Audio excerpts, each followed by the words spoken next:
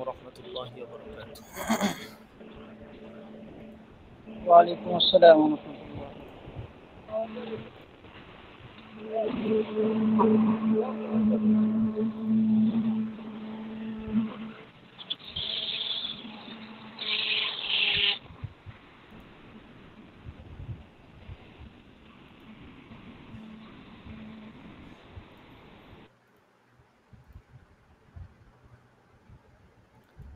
তো আজকে আপনার ইয়াজাজুল কোরআনের একটা ঘন্টা হবে আর কি, ইয়াজাজুল কোরআনের উপরে।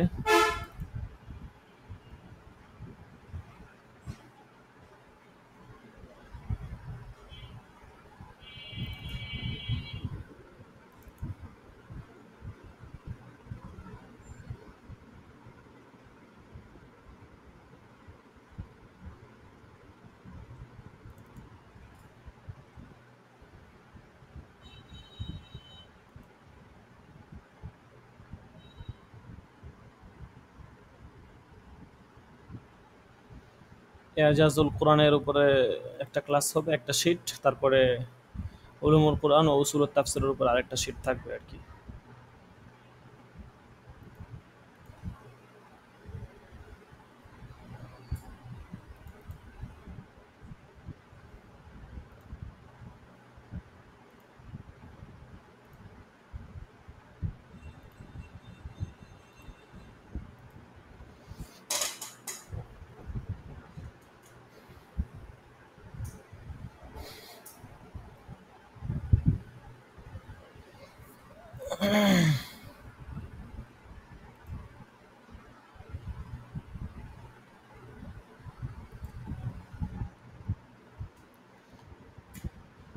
আল্লাহু আকবার।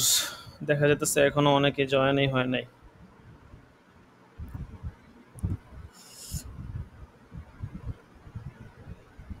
আল্লাহু আকবার। আপনাদের পরিচিত কোনো স্টুডেন্টরা, ছাত্র ভাইয়ারা থাকলে ওনাদেরকেও জয়েন করতে পারেন। তো এই ইয়াজাজুল কোরআন এটা সম্পর্কে মৌলিক কিছু প্রথমে কথাবার্তা হবে আর কি, তারপরে ইনশাল্লাহ দরস শুরু হবে। এটার মূল দরসের মূলে ছিলেন মাওলানা আবু জাফর সাহেব। উনি এটার মূল ছিলেন, লেখক। তো দরস সংকলনে আমি কিছুটা কাজ করেছি। তো দেখেন কি বলা হয়। আন্তর্জাতিক ব্যবস্থাপনায় আন্তঃধর্মীয় সম্মেলনের একটি ঘটনা। দেখেন, উদ্যোক্তারা সিদ্ধান্ত গ্রহণ করলেন সম্মেলনের সমাপ্তি টানা হবে। এখানে দাঁড়ি হবে। প্রধান ধর্মসমূহের যে ধর্মগ্রন্থ তা থেকে পাঠ করার মধ্য দিয়ে আচ্ছা, দাঁড়ি হবে না এখানে, তাই দাঁড়ি ছাড়াই হবে। পাঠ করার টানা হবে প্রধান ধর্মসমূহ যে ধর্মগ্রন্থ তা থেকে পাঠ করার মধ্য দিয়ে মানে সম্মেলনের সমাপ্তি টানা হবে প্রধান ধর্মসমূহের যে ধর্মগ্রন্থ তা থেকে পাঠ করার মধ্য দিয়ে। পাঠ করবেন ভিন্ন ধর্মের কোনো অনুসারী। তাই হলো, যথারীতি একজন আরব খ্রিস্টান কোরআন কারীম থেকে একটি সূরা পাঠ করে শোনালেন। তিনি ছিলেন একজন ভালো আবৃত্তিকার। তার মর্মস্পর্শী আবৃত্তি সবাইকে দারুণভাবে বিমোহিত করল। আবৃত্তিকার নিজেও বিশেষভাবে আন্দোলিত।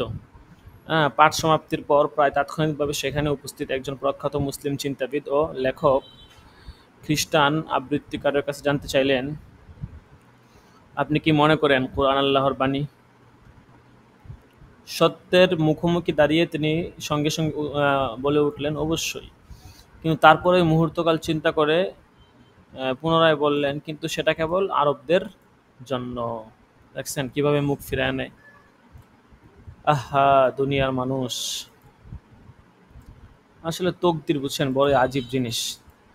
ইমান আসলে যার নসিবে আছে সেই আপনার গ্রহণ করবে আর কি। যার নসিবে ইমান নাই, হেদায়েত নাই, কল্যাণ নেই, যতই আমি আপনি চেষ্টা করি তাকে কল্যাণ পৌঁছানো যাবে না, বাস্তবতা।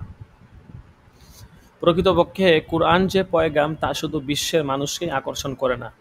কোরআনের বাণী এত মর্মস্পর্শী যা এমন মানুষকেও অভিভূত করে যারা একটিও কোনো আরবি শব্দ বুঝে না। অপর একটি ঘটনা, একবার সোভিয়েত নেতাদের সঙ্গে তৎকালীন প্রেসিডেন্ট জামাল আব্দুল নাসেরের এক বৈঠকে অন্যতম সঙ্গী ছিলেন মিশরের বিখ্যাত আবৃত্তিকারী কারি আব্দুল বাসিত। আলোচনার এক বিরতি পর্বে প্রেসিডেন্ট জনাব বাসিতকে সোভিয়েত শীর্ষ নেতাদের সম্মুখে আল কোরআন থেকে কিছু অংশ পাঠ করার জন্য আহ্বান জানালেন। যখন তেলাওয়াত শেষ হলো, কারি আব্দুল বাসিত দেখলেন চারজনের চোখ দিয়ে অশ্রু গড়িয়ে পড়ছে। পরে তারা বললেন, কি পাঠ করা হলো তার কোনো অর্থ আমরা বুঝতে পারিনি, কিন্তু কি এক অনুপম মর্মস্পর্শতা বিষয় যেন কথাগুলির মধ্যে ধ্বনিত হচ্ছিল। এটা সেই সময়ের কথা যখন সোভিয়েত ইউনিয়নে কোরআন মুসলমানদের জন্য সম্পূর্ণরূপে নিষিদ্ধ ছিল। এটা সেই সময়ের কথা যখন কোরআন পাঠ, কোরআন শিক্ষা, এমনকি এক খণ্ড কোরআন কাছে রাখাও ছিল গুরুতর দণ্ডযোগ্য অপরাধ। কেজিবি সর্বদা অত্যন্ত কঠিনভাবে এদিকে নজর রাখত। কেজিবি এজেন্টদের এতটুকু সন্দেহ হলেই তারা তখন যে কোনো গৃহে প্রবেশ করত এবং দেখত সেখানে কোরআন পাঠ বা সালাত আদায় করা হয় কিনা। ধর্মীয় নেতাদেরকে বাধ্যতামূলক কঠিন শ্রমের কাজে নিয়োগ করা হতো। মসজিদ মাদ্রাসা বন্ধ করে দিয়ে সেগুলো প্রেক্ষাগৃহ, ফ্যাক্টরি এবং অফিস হিসেবে ব্যবহার করা হতো। কেউ কোথাও কোরআন শরীফের একটি কপি কেউ কোথাও কোরআন শরীফের কোনো কপি দেখতে পেত না। কি লেখা হলো? কেউ কোথাও কোরআন শরীফের কোনো কপিও দেখতে পেত না। চলে। কেউ কোথাও কোরআন শরীফের কোনো একটি কপিও দেখতে পেত না। এখানে হবে একটি।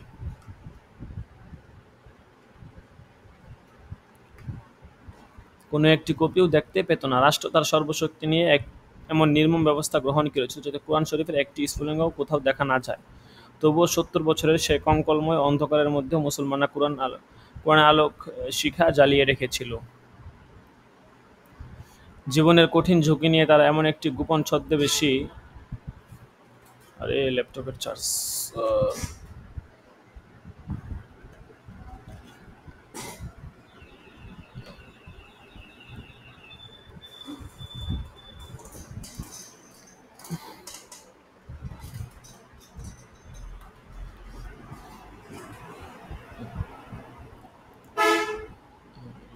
হইতেছে। হ্যাঁ, দেখেন, জীবনের কঠিন ঝুঁকি নিয়ে তারা এমন একটি গোপন ছদ্মবেশী কৌশল অবলম্বন করেছিল যাতে তাদের সন্তানেরা কোরআন শিক্ষা করতে পারে। পিতামাতা থেকে বিচ্ছিন্ন হয়ে ছোট ছোট ছেলেরা উস্তাদদের কাছে মুখে মুখে কোরআন কণ্ঠস্থ করত এবং কোনো রকম মুদ্রিত পুস্তক ছাড়াই ধর্মীয় শিক্ষা ও নির্দেশনার তালিম নিত। তাদের কথা যদিও কেউ মনে রাখেনি, কিন্তু আমাদের সাম্প্রতিক ইতিহাসের সে এক উজ্জ্বলতম অধ্যায়। কী ধরনের গ্রন্থ এরকম চূড়ান্ত ভক্তি ও চূড়ান্ত কুরবানির পরাকাষ্ঠা দাবি করতে পারে? কেবল সেই মহাগ্রন্থ যা শুরুতেই এই নিশ্চয়তা প্রদান করে, সেই মহাগ্রন্থ যাতে অনুমান সন্দেহের অবকাশ নেই, এবং এই গ্রন্থ শুধু আল্লাহ বিরুদ্ধের মুত্তাকিদের জন্যই পথ প্রদর্শক।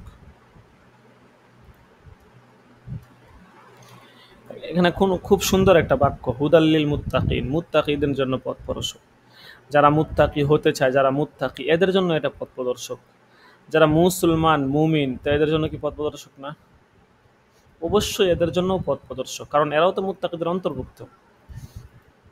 কিন্তু মুত্তাকির তাকওয়ার তো অনেকগুলো স্তর আছে, বুঝতে পারছেন?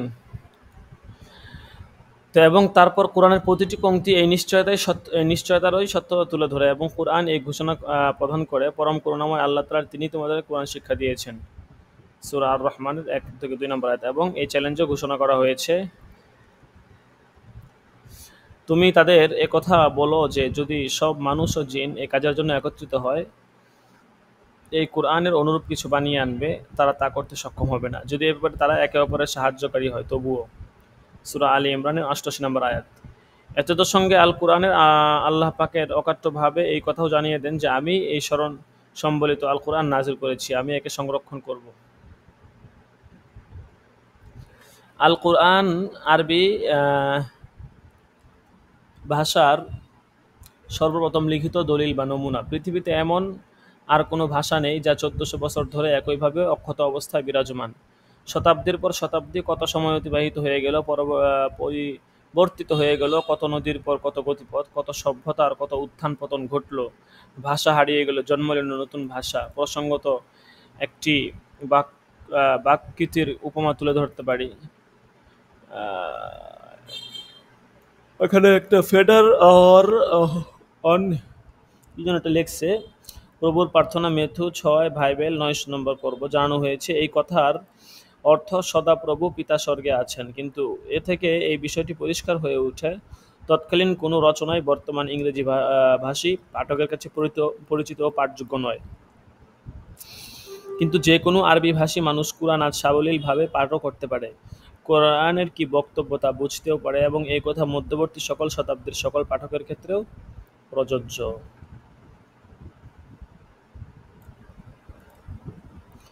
প্রখ্যাত পণ্ডিত ডক্টর হামিদুল্লাহ একটি ঘটনার বর্ণনা করেন। যেহেতু অ্যারামাইক ভাষার মূল বাইবেল আর পাওয়া যায় না, খ্রিস্টান পণ্ডিতেরা একবার জার্মানিতে বাইবেলের সমস্ত গ্রিক পাণ্ডুলিপি একত্রিত করলেন। পৃথিবীর যেখানে যত পাণ্ডুলিপি ছিল সব সংগ্রহ করার পর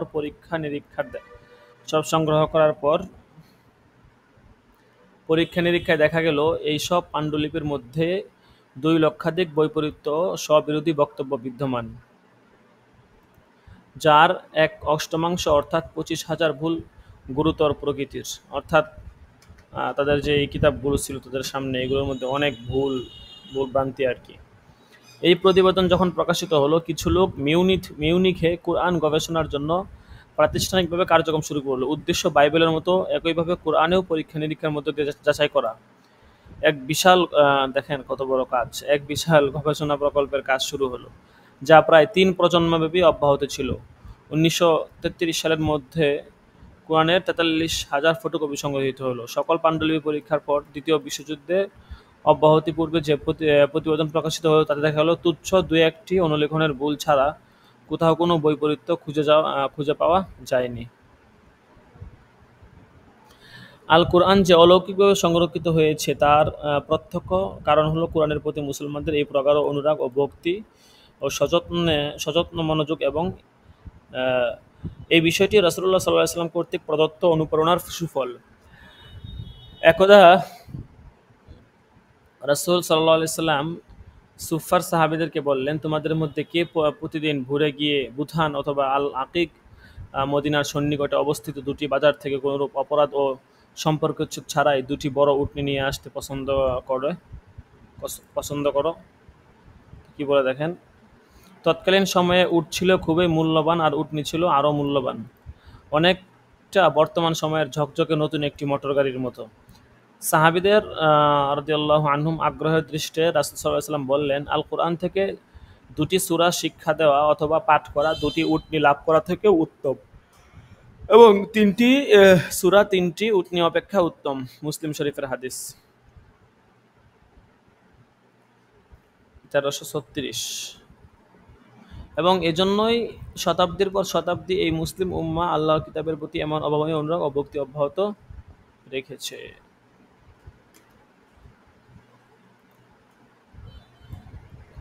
একটু সম্পাদনার ক্ষেত্রে এদিক সেদিক আছে আর কি, তেমন সমস্যা নাই। আচ্ছা, ছেলে মেয়েদের জীবনে প্রথম পাঠ শুরু হয় এই কুরআন শিক্ষার মধ্য দিয়ে, এবং কুরআন পাঠের মধ্য দিয়েই শুরু হয় মুসলমানদের প্রতিদিনের জীবনযাত্রা। আল কুরআন 7টি অংশে বিভক্ত। একটি অংশকে বলা হয় মনজিল, অতএব প্রতি সপ্তাহে সম্পূর্ণ কুরআন পাঠ করা সম্ভব। আবার এই কুরআন 30 পারায় বিভক্ত, জুজ ইংরেজিতে লেখা, সুতরাং প্রতি মাসে কুরআন একবার পুরোপুরি পড়ে ওঠা যায়। আল কুরআন হলো পৃথিবীর সর্বাধিক পঠিত এবং সর্বাধিক কণ্ঠস্থ একটি গ্রন্থ।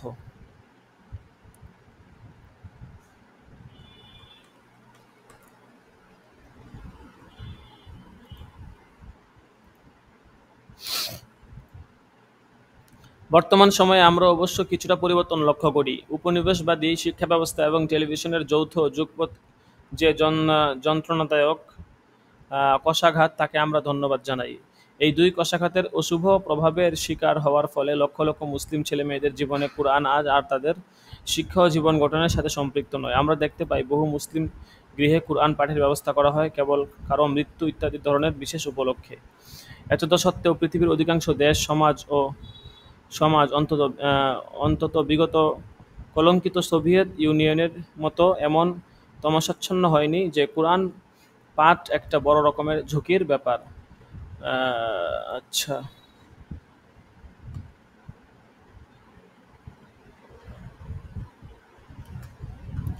সত্যিই কি বদনসিব সেই ব্যক্তির যে আকণ্ঠ তৃষ্ণা নিয়ে মারা যাচ্ছে অথচ তার হাতে রয়েছে নির্মল শান্তিদায়ক পানীয়।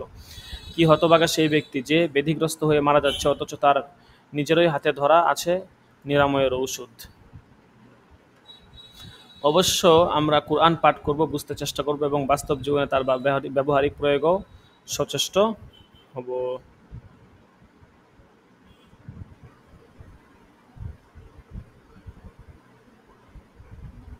আচ্ছা। উম, কিন্তু আমাদের অবশ্যই মনে রাখা আবশ্যক যে পূর্ণ আত্মস্থতা এবং পরিপূর্ণ আদব শিষ্টাচার হলো কোরআনের পাঠ ও কোরআনের প্রয়োগে অনুধাবনের অপরিহার্য পূর্বশর্ত। আমাদের জীবনের প্রকৃত লক্ষ্য হবে আল কোরআনকে সঙ্গে নিয়ে বেঁচে থাকা এবং সেটাই হবে প্রকৃত জীবন। অন্যথায় আমাদের জীবন হবে নিতান্তই বেঁচে থাকার ভান ও অভিনয় মাত্র। যাই হোক, তো এজাজুল কোরআন বা কোরআনের যে অলৌকিকতা এটা নিয়ে আর কি সংক্ষেপে আজকে আলোচনা হইল। তো কোরআন কিভাবে অলৌকিক, ঠিক আছে, এই বিষয়টাই এখানে আর কি তুলে ধরা হইল। কারণ কোরআন অলৌকিক কিছু কাহিনীও এখানে আপনার বলা হইল। তো আমরা এগুলো ইনশাল্লাহ পরে আসবো। পিডিএফটা আপনাদেরকে দিয়ে দিব, সমস্যা নাই।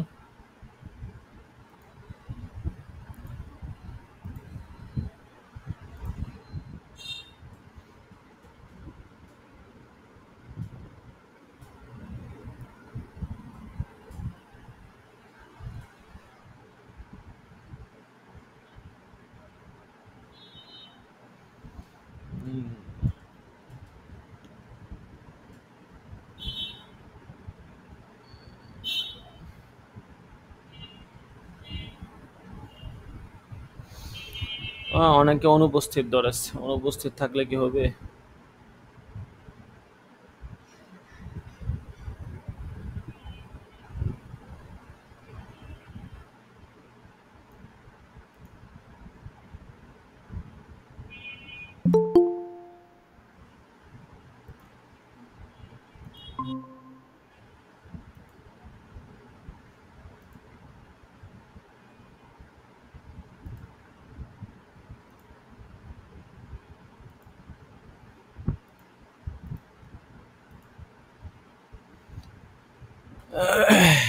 জি, আমাদের আহ, উস্তাদ যে চলে আসছেন উনি ইনশাল্লাহ আপনাদের উলুমুল কোরআন সম্পর্কে প্রাথমিক কিছু আলোচনা করবেন। আর অনুপস্থিত যারা আছে আমি সকলকে এখনই অ্যাড করে দেওয়ার চেষ্টা করতেছি।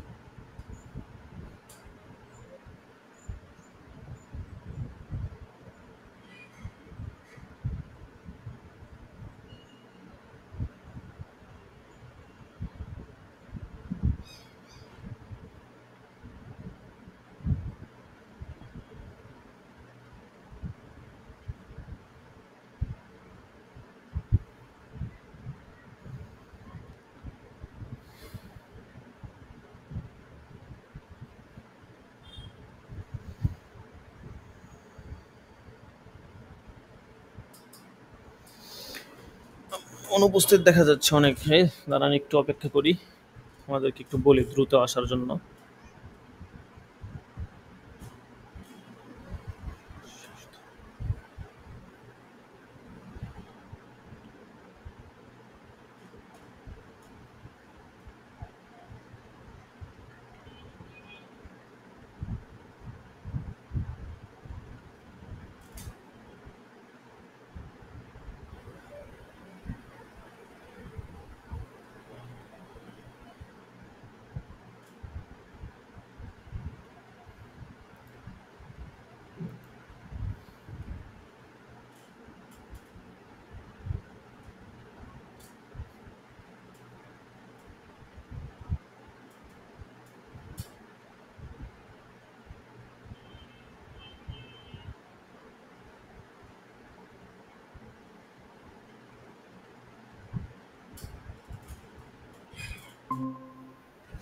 আচ্ছা শেখ, আমরা শুরু করতে পারি। ওরা চলে আসছেন অলরেডি একজন, বাকিরা ইনশাল্লাহ চলে আসবে।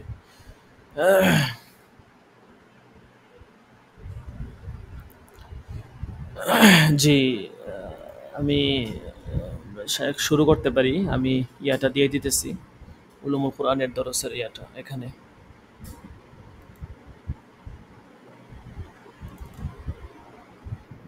আসসালামু আলাইকুম ওয়া রাহমাতুল্লাহি ওয়া বারাকাতুহু। ওয়ালাইকুম আসসালাম ওয়া রাহমাতুল্লাহ। আসসালামু রাহমাতুল্লাহ।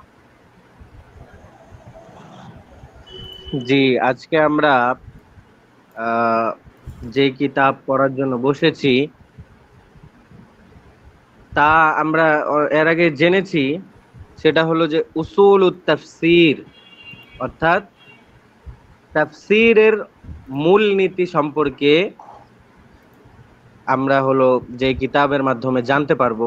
অর্থাৎ এমন কিছু নিয়ম কানুন যেগুলোর মাধ্যমে, যেগুলো জানা থাকলে একজন মুফাসসির সহজে একটা আয়াতের ব্যাখ্যা করতে পারবে, এমন কিছু নিয়ম কানুনকেই বলা হয় উসুলুত তাফসীর। উসুলুত তাফসীরের অনেক বড় বড় কিতাব আছে, যেগুলো ঘাটার দ্বারা, যেগুলোর পর্যালোচনার দ্বারা একজন ব্যক্তি তাফসীরের ক্ষেত্রে অনেক মাহের হয়ে যায়। আর যে ব্যক্তি তাফসীরের ক্ষেত্রে মাহের হয় তাকেই মুফাসসির বলা হয়। এই জন্যই মুফাসসিরগণ যারা আছেন তারা বলেন যে প্রত্যেক মুফাসসিরের জন্য জরুরি হলো উসুলে তাফসীরের যে ফন আছে এই ফনের মধ্যে গভীরতা হাসিল করা, তাহলেই ওই ব্যক্তি কোরআনের তাফসীরের ক্ষেত্রে মাহের হয়ে দুনিয়ার মধ্যে তার নাম ছড়াবে। আমরা যে কিতাব সামনে নিয়ে বসতেছি সেটার নাম দেওয়া হয়েছিল উলুমুল কুরআন ওয়া উসুলুত তাফসীর, বিষয়ে প্রামাণিক উপস্থাপনা। অর্থাৎ কোরআনে কারীমের উসুল সম্পর্কেও আলোচনা করা হবে, তাফসীরের উসুল সম্পর্কেও আলোচনা করা হবে, এবং যেই উসুলটা এখানে বলা হবে সেই উসুলের দলিলও সাথে সাথে বলে দেওয়া হবে যে এই উসুলটার দলিল এটা। তো তাফসীরের যে মূল ব্যাখ্যা, এটা আগে আমাদের জানা থাকা দরকার যে তাফসীর কাকে বলে, কোন জিনিসটার নাম তাফসীর। কারণ বাংলার ক্ষেত্রেও তাফসীর ব্যবহার হয়, কোরআনের ক্ষেত্রেও তাফসীর ব্যবহার হয়। দুটোটার তাফসীর কি এক পর্যায়ের নয়। কারণ যদি দুটোটার তাফসীর এক পর্যায়ের হইতো তাহলে এই কোরআনের তাফসীর নিয়ে এত ব্যাখ্যা বিশ্লেষণ বা এত ধরনের কিতাবাদি লেখার কোনো প্রয়োজন থাকতো না। হ্যাঁ, তো মানা তাফসীর, তাফসীরের আবিধানিক অর্থ কি? তাফসীরের আবিধানিক অর্থ হলো আলোকিত করা ও ব্যাখ্যা করা। পরিভাষায় তাফসীর বলা হয় ওই জ্ঞানের নাম যাহাতে কোরআন শরীফে আল্লাহ তাআলার উদ্দেশ্য বিকাশ নিয়ে আলোচনা করা হয়। তাফসীর পরিভাষায় কাকে বলে? ওই জ্ঞানের নাম যাহাতে কোরআন শরীফে আল্লাহ তাআলার উদ্দেশ্য বিকাশ নিয়ে আলোচনা করা হয় মানুষের সাধ্য সামর্থ্য অনুযায়ী। কারণ সব তো মানুষের সাধ্যের মধ্যে নেই, যেমন আলিফ লাম মিম এগুলোর তাফসীর মানুষের সাধ্যের মধ্যে নেই। ত সিম মিম এগুলোর তাফসীর মানুষের সাধ্যের মধ্যে নেই। তো মানুষের সাধ্য অনুযায়ী যাহাতে কোরআন শরীফে আল্লাহ তাআলার উদ্দেশ্য বিকাশ নিয়ে আলোচনা করা হয় যেই ইলমের মধ্যে, তাকেই কি বলা হয়? তাফসীর বলা হয়। মৌজু ইলমে তাফসীর, মৌজু কি? তাফসীরের মৌজু হলো কালামুল্লাহ। আর গরজ কি? আল্লাহ প্রদত্ত দিশা অনুযায়ী চলা এবং আল্লাহর মজবুত রশি দৃঢ়ভাবে আঁকড়ে ধরা এবং চরম ও চিরস্থায়ী সফলতা অর্জন করা, অর্থাৎ আল ফাউজু বিসাআদাতিদ দারাইন। ঠিক আছে, এবার আসো ফাজাইলুত তাফসীর কি। এই যে তোমরা তাফসীর বিভাগে ভর্তি হয়েছো, এইটার কি ফজিলত, যে তাফসীর জানলে ফজিলত কি, এই ব্যাপারে কয়েকটা কোরআনের আয়াত আছে। আল্লাহ তাআলা নিজ কালামের মধ্যে বলেন, সুম্মা ইন্না আলাইনা বায়ানা, সূরা কিয়ামার মধ্যে, যে হে রাসূল, আপনি এই কোরআন যখন আপনার উপর অবতীর্ণ হয় তখন শুধুমাত্র আপনি কোরআনটাকে মুখস্থ করেন, তার পরবর্তীতে আমি আপনাকে এর তাফসীর বর্ণনা করে দিব। তাহলে আল্লাহ তাআলা বুঝাইলেন যে তাফসীর বা যখন আপনার উপর কোরআন নাজিল হবে তখন আপনি তাফসীর নিয়ে ঘাটাঘাটির দরকার নাই, এটা হলো আলাদা একটা বিষয়, এটা নিয়ে আপনার আলাদাভাবে সময় দেওয়া হবে, অর্থাৎ এটার গভীরতা বেশি, এটার গুরুত্ব বেশি, এটা নিয়ে আপনি এখন পড়ে থাকিয়েন না। হ্যাঁ, এটাই তাফসীরের মর্যাদা বোঝা যায়। এই আয়াত দ্বারা আল্লাহ তাআলা যে তাফসীরের মর্যাদা বুঝাইলেন, এটার দ্বারাই বোঝা যায় যে তাফসীরের গুরুত্ব অনেক বেশি। আরেকটা আয়াতের মধ্যে আল্লাহ বলছেন, ওয়া আনজালনা ইলাইকা যিকরা লিতুবাইয়িনা লিন-নাসি মা নুযিলা ইলাইহিম। আমি আপনার কাছে, ওয়া আনজালনা ইলাইকা যিকরা, সূরা নাহলের 44 নম্বর আয়াত, যে আমি আপনার কাছে কোরআন অবতীর্ণ করেছি লিতুবাইয়িনা লিন-নাস, লিতুবাইয়িনা আই লিতুফাসসিরা লিন-নাস মা নুযিলা ইলাইহিম, অর্থাৎ তাদের কাছে যা নাজিল করা হয়েছে এটাকে মানুষদের নিকটে ব্যাখ্যা করে দেওয়ার জন্য, মানে আপনার উপর যা নাজিল করা হচ্ছে এটাকে মানুষের নিকট ব্যাখ্যা করে দেওয়ার জন্য, তাফসীর করে দেওয়ার জন্যই আপনার উপর আমি কোরআন নাজিল করলাম। তারপরে আরেকটা হাদিসের মধ্যে, বুখারী শরীফের হাদিসের মধ্যে আছে যে হুজুর সাল্লাল্লাহু আলাইহি ওয়াসাল্লাম নিজের চাচাতো ভাই আব্দুল্লাহ ইবনে আব্বাসের জন্য দোয়া করেছেন, আল্লাহুম্মা আল্লিমহুল কিতাব, আল্লিমহুল কিতাব, অর্থাৎ হে আল্লাহ, আপনি হযরত আব্দুল্লাহ ইবনে আব্দুল্লাহ ইবনে আব্বাস রাদিয়াল্লাহু তাআলা আনহুকে কোরআনের বুঝ শক্তি দান করেন। আরেক হাদিসের মধ্যে বলছেন, আল্লাহুম্মা আল্লিমহুত তাউইল, অর্থাৎ হে আল্লাহ, আপনি আব্দুল্লাহ ইবনে আব্বাস রাদিয়াল্লাহু তাআলা আনহুকে কোরআনের তাফসীরের জ্ঞান দান করেন। তাহলে বোঝা গেল তাফসীরের এত ফজিলত, যে যেটার জন্য রাসূল সাল্লাল্লাহু আলাইহি ওয়াসাল্লাম যেই ফনের হাসিল করার জন্য দোয়া করেছেন। হ্যাঁ, আর শ্রেষ্ঠ সাহাবী ফকিহে উম্মত হযরত আব্দুল্লাহ ইবনে মাসউদ রাদিয়াল্লাহু তাআলা আনহু হযরত ইবনে আব্বাস রাদিয়াল্লাহু তাআলা আনহুর শ্রেষ্ঠ মুফাসসির হওয়ার স্বীকৃতি প্রদান করে বলেছেন, নি'মা তারজুমানিল কুরআনি ইবনু আব্বাস, যে ইবনে আব্বাসের কোরআনের তাফসীর কতই না সুন্দর। এর দ্বারাও বোঝা গেল যে ইবনে মাসউদ রাদিয়াল্লাহু তাআলা আনহু, আব্দুল্লাহ ইবনে আব্বাস রাদিয়াল্লাহু তাআলা আনহুর তাফসীরের ব্যাপারে কি প্রশংসা করলেন। এর দ্বারা বোঝা গেল যে তাফসীরের এক গুরুত্ব রয়েছে। হ্যাঁ, কুরআন কারীমের মধ্যে, হাদিস শরীফের মধ্যে আমরা প্রসিদ্ধ একটা হাদিস জানি, খায়রুকুম মান তাআল্লামাল কুরআনা ওয়া আল্লামা। এই হাদিসের মধ্যে যে বলছে খায়রুকুম মান তাআল্লামাল কুরআনা ওয়া আল্লামা, যে ব্যক্তি কুরআন শিক্ষা করে।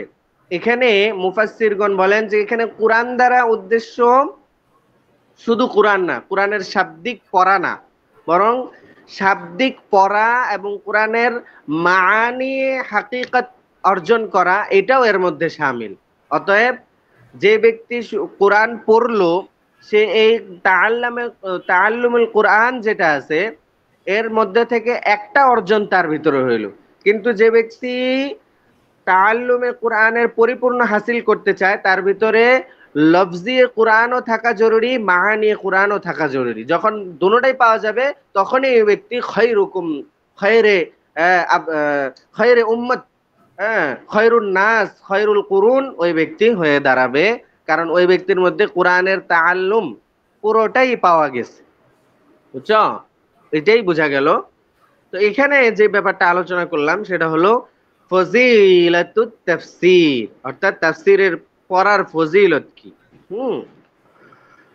তাহলে মূল বিষয় বোঝা গেল যে তাফসীর পড়ার অনেক ফজিলত আছে। আমরা তাফসীরের লুগাতি ইসতিলাহি অর্থ জানলাম, তাফসীরের মওযু গরজ জানলাম। হ্যাঁ, তাফসীরের মওযু গরজ জানা গেল। এরপরে আসো কিতাবের মধ্যে যে বলা হয়েছে, এই যে আমরা যে কিতাবটা সামনে নিয়ে বসছি, এটা অনেক সুন্দর একটা কিতাব সাজানো হয়েছে। এটা শায়েখ আব্দুল্লাহ মাহবুব, উনি উলুমুল কুরআন এবং উসুলুত তাফসীর সম্পর্কে কিতাবটি লিখেছেন। তো ওনার লেখক পরিচিতি সম্পর্কে কিছুটা আলোচনা করা যায়। দেখো, নাম ও জন্ম। ওনার নাম হলো আব্দুল্লাহ আল মাহবুব, পিতা মরহুম আমিনুল ইসলাম রহমতুল্লাহ আলী, ছিলেন একজন সরকারি চাকরিজীবী। তার সততা ও একনিষ্ঠতা লোকমুখে প্রসিদ্ধ ছিল।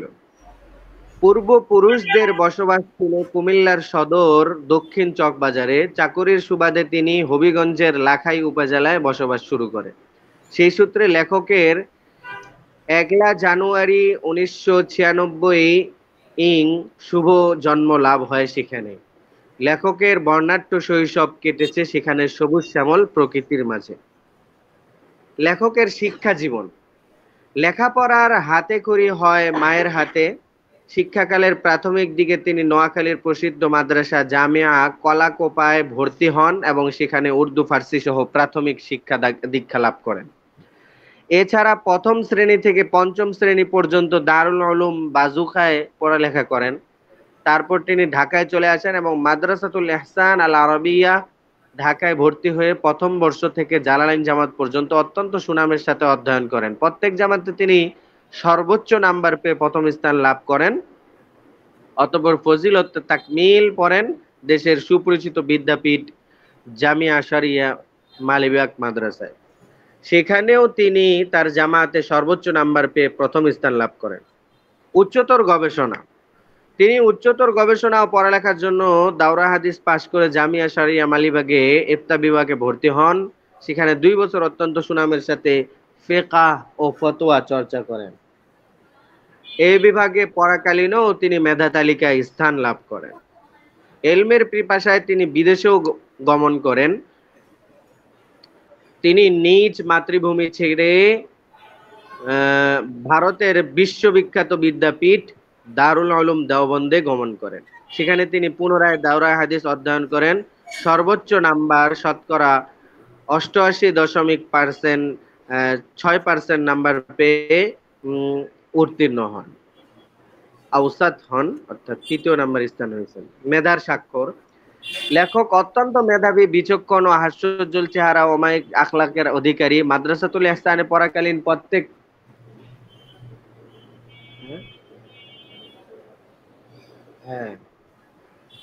জামাতে তিনি প্রথম স্থান লাভ করেন। আচ্ছা, কর্মজীবনে চল দেখো।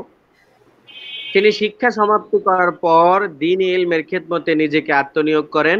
সে সুবাদে মার্কাজু শাইখুল ইসলাম আল মাদানী ঢাকায় ইফতা বিভাগের মুশরিফ হিসাবে দায়িত্ব পালন করেন। অতঃপর বর্তমানে মুরব্বীদের পরামর্শক্রমে তিনি জামিয়া ইমাম আবু হানিফা রাহমাতুল্লাহ এর শিক্ষা সচিব ও সিনিয়র মুহাদ্দিসের দায়িত্ব পালন করছেন। তিনি আমাদের যিনি এই কিতাবের যিনি লেখক, তিনি এখনো আলহামদুলিল্লাহ বেঁচে আছেন। আমরা অনেক যত কিতাব পড়ি সব কিতাবেই দেখা যায় যে লেখক কি বেঁচে নেই। এজন্য দেখা যায় যে তাদের সান্নিধ্য লাভ করা যায় না, তাদের ফয়জ ও বারাকাত হাসিল করতে পারি না।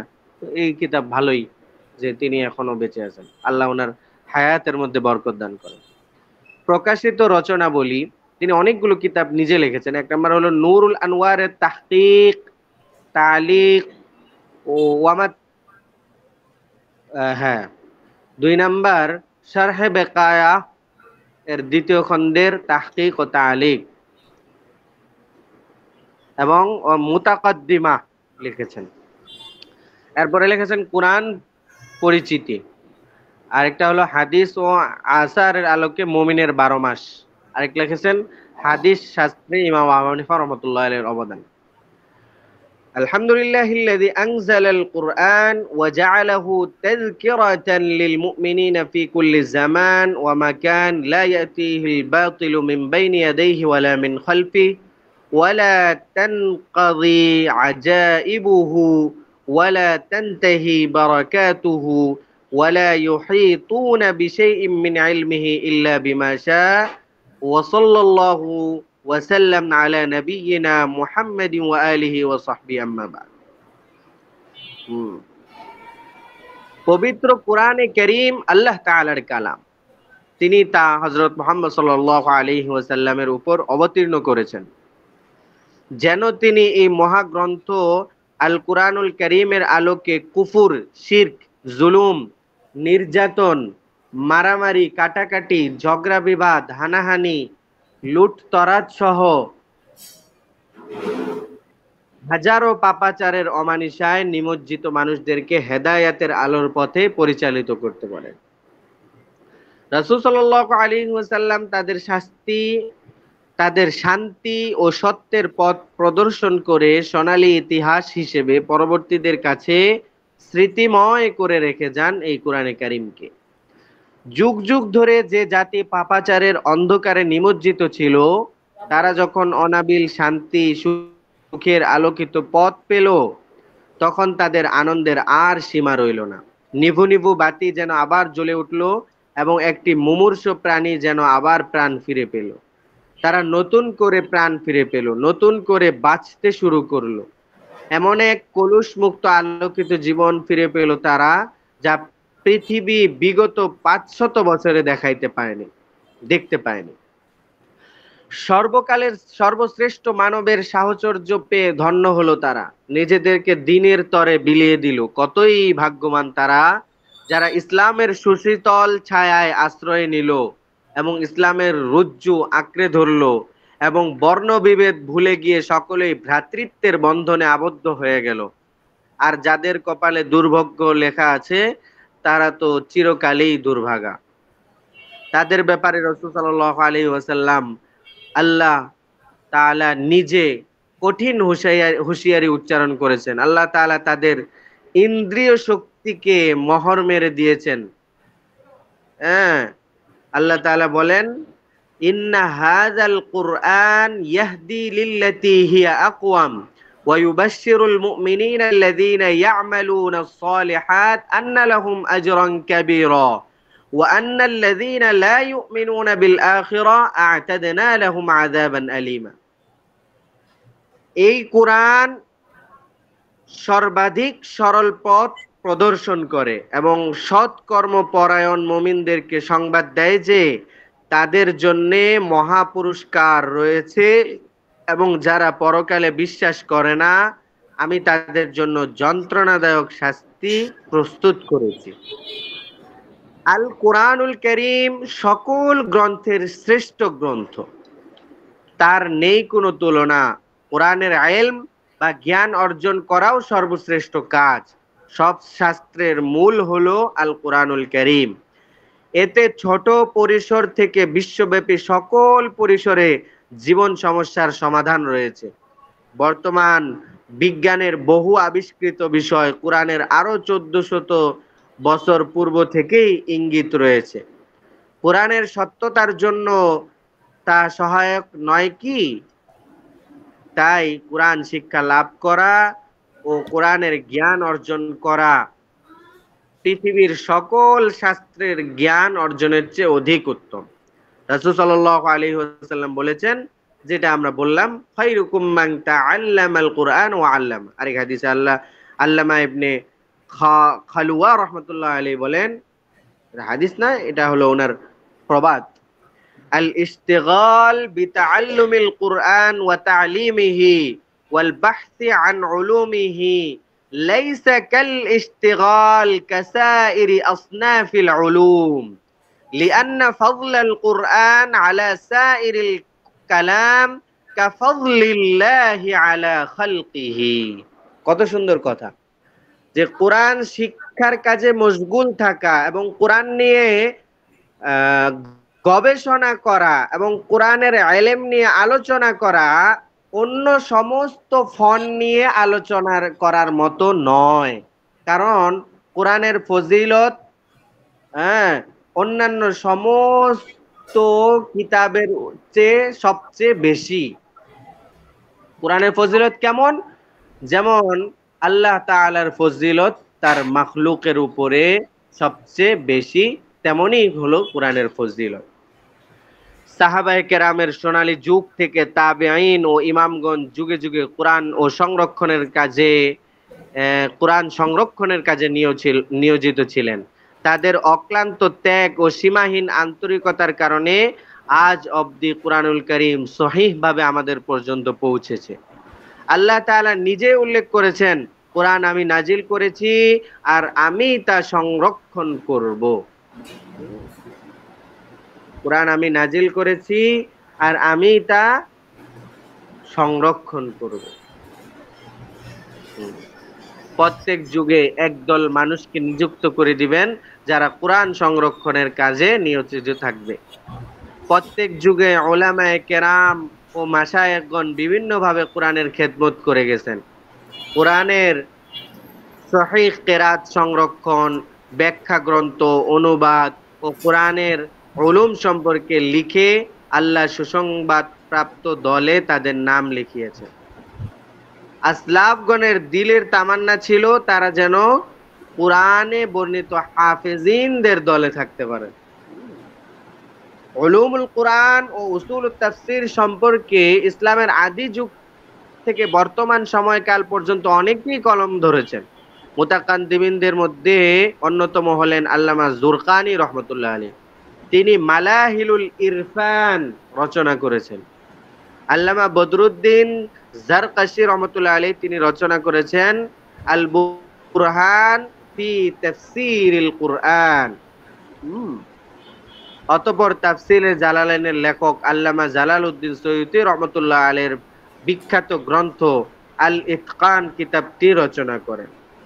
পরবর্তী সময়কালে এ ব্যাপারে বহু গ্রন্থ রচিত হয়েছে। মান্নান আল কাত্তান মাবাহিস ফি তাফসীরিল কুরআন এবং ডাক্তার গানেম কাদ্দুরি আল হামদ মাহাজারাত ফি তাফসীরিল কুরআন ও ডাক্তার মুস্তাফা কিতাবুল ওয়াজিহ ফি উলুমিল কুরআন রচনা করেন। আমাদের সময়কালে উর্দু ভাষায় আল্লামা তাকি উসমানী রহমাতুল্লাহ দামাত বারকাতুহুম লিখেছেন উলুমুল কুরআন। এসব কিতাব মুসান্নিফ বলতেছেন যে ওনার মুতালা করার সুযোগ হয়েছে এবং আলোচিত আমার এই গ্রন্থটি রচনা করার সময় এসব কিতাব সামনে ছিল। আমি আমার বক্ষমান এই রিসালায় উলুমুল কুরআন ও উসুলুত তাফসীরের আলোচনাগুলো সংক্ষিপ্তভাবে উল্লেখ করার প্রয়াস চালিয়েছি, যাতে দীর্ঘ আলোচনা পাঠককে মূল বিষয়ে আত্মস্থ করার ক্ষেত্রে প্রতিবন্ধক না হয়ে যায়। অলসতার চাদরে আবৃত হয়ে ঝিমিয়ে ঝিমিয়ে অধিক পরিমাণ পড়ার চেয়ে উদ্যমতার সাথে অল্প পড়ায় শ্রেয় ও অধিক উপকারী। উনি বলতেছেন আমি পুরা কিতাবটাকে 5টি অধ্যায়ে বিভক্ত করেছি। কয়টা অধ্যায়? 5টি অধ্যায়। এগুলো কিন্তু পরীক্ষা হবে, বুঝছো? মুখস্থ রাখবা। এবং প্রত্যেকটি অধ্যায়ে রয়েছে বিস্তারিত আলোচনা। 1 নম্বর অধ্যায়ের নাম দিয়েছেন পরিচিতি ও সংকলনের ইতিহাস। 2 নম্বর অধ্যায়ের নাম দিয়েছেন তাফসীর শাস্ত্র। 3 নম্বর অধ্যায়ের নাম দিয়েছেন শানে নুজুল। 4 নম্বর অধ্যায়ের নাম দিয়েছেন নাসিখ মানসুখ। 5 নম্বর অধ্যায়ের নাম দিয়েছেন কোরআনের অনুবাদ।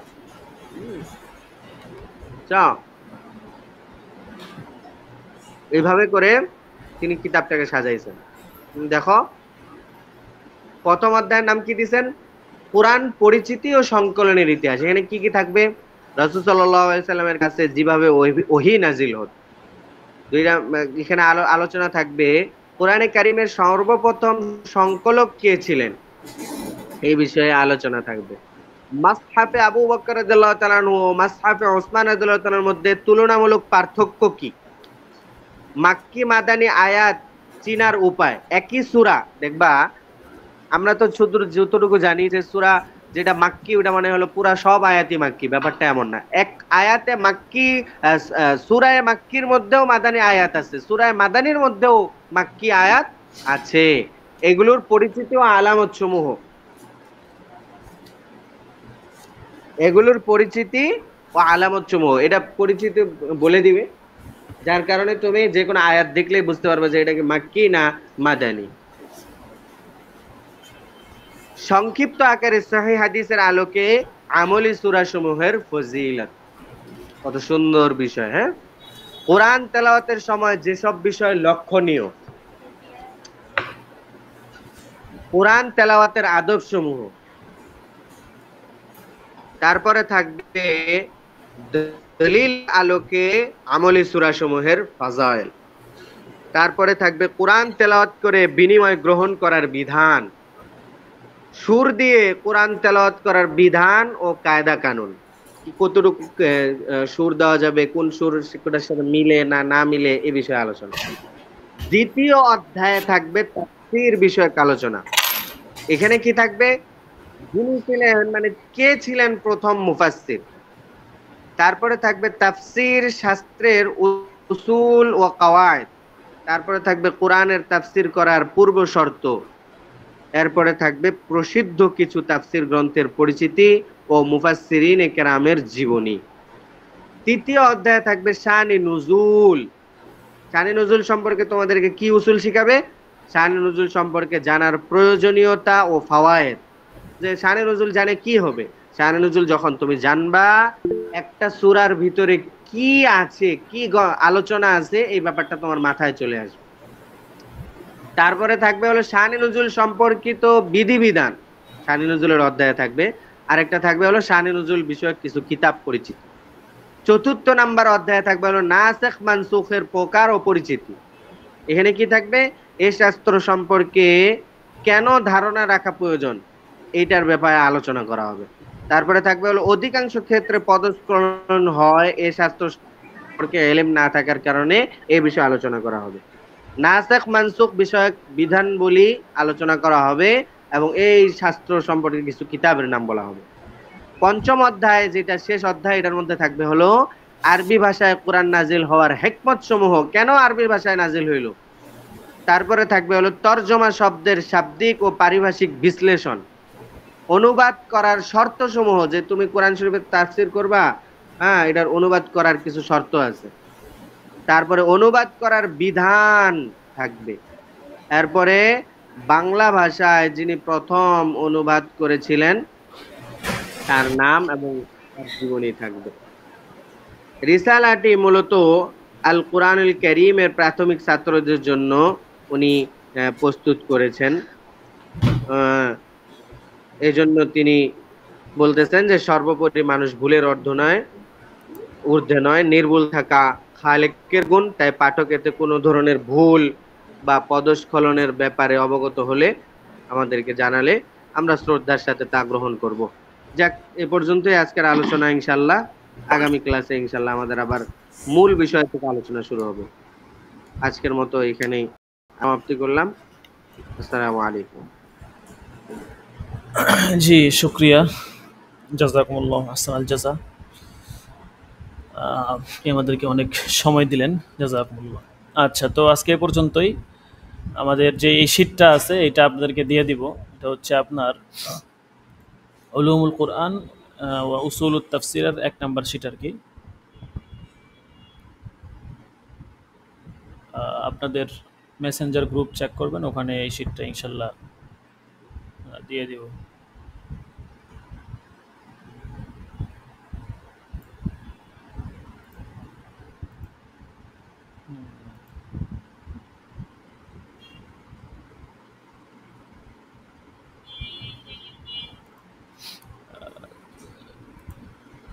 আগের যেই ক্লাসটা ছিল এজাজুল কোরআন, ওইটার শীটটা অলরেডি দিয়ে দেওয়া হয়েছে। উলুমুল কোরআন এটাও দিয়ে দিতেছি।